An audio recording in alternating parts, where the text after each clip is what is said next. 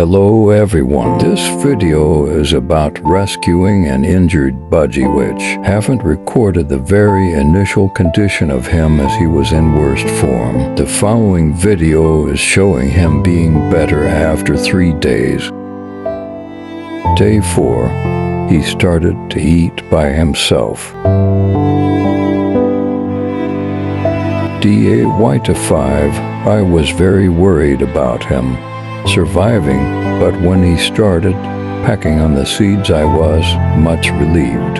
He started opening his eyes widely. Day 6. Day 7. Time to go to make new friends. Day 8. Ready to be the part of community. He is very happy with the other Budgies.